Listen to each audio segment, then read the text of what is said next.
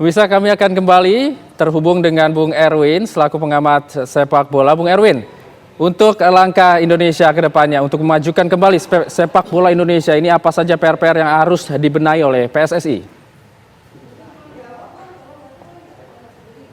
Oleh PSSI ya, kalau saya sih berharapnya kita Indonesia ataupun PSSI sebagai federasi nggak terlena dengan pencapaian ini.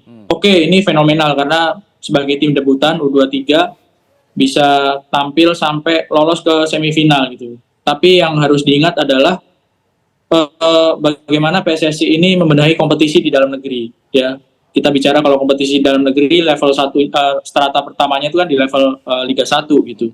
Terus bagaimana pembinaan ini juga harus dipikirkan dengan benar gitu oleh PSSI. Bagaimana ada kompetisi yang kontinu itu bukan cuma di level atas aja gitu. Karena pemain-pemain yang ada di timnas itu pemain-pemain yang ada di Liga 1 itu harusnya muaranya kan ada di timnas. Ya. Kalau misalnya pemain-pemain di Liga 1-nya ini nggak benar gitu, maksudnya kualitasnya itu kurang gitu untuk bisa memperkuat timnas dan bisa bersaing dengan negara-negara top level di ASEAN, di Asia. Itu kan susah untuk pelatih timnas untuk mencari mana pemain yang pantas, mana pemain yang dibutuhkan, yang pemain yang memang benar-benar kemampuannya itu dibutuhkan ketika memperkuat timnas itu. Di Liga 1. Liga 1 itu kan bahannya juga dari pemain-pemain junior gitu. Dari level pembinaan usia dini.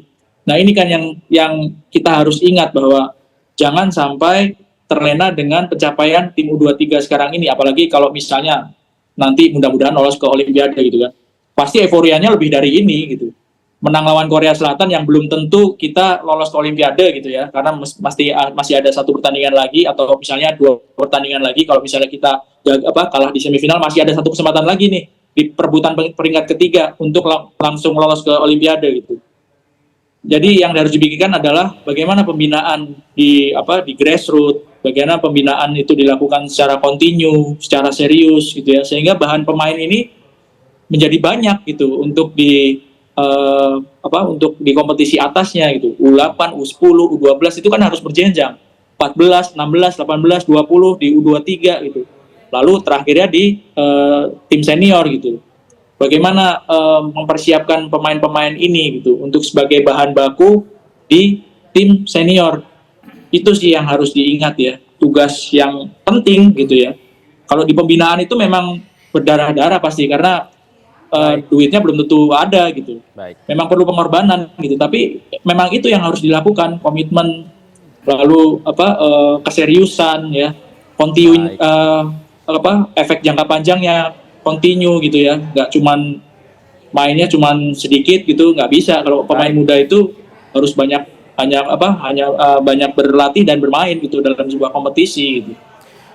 Baik, terima kasih Bung Erwin Fitriansyah, pengamat sepak bola atas waktunya di Breaking News pagi ini bersama dengan TV One. Terima kasih Bung Erwin.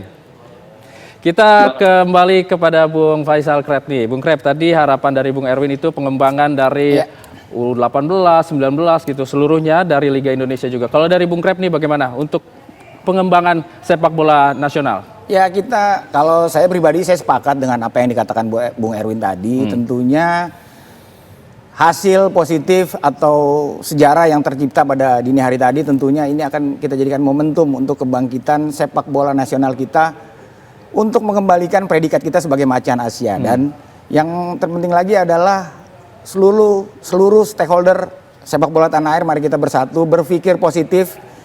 Ini saatnya kita melakukan pembinaan usia muda, baik itu juga tata kelola kompetisi, baik dari kelompok umur, usia muda, grassroots, hingga ke level Liga 1.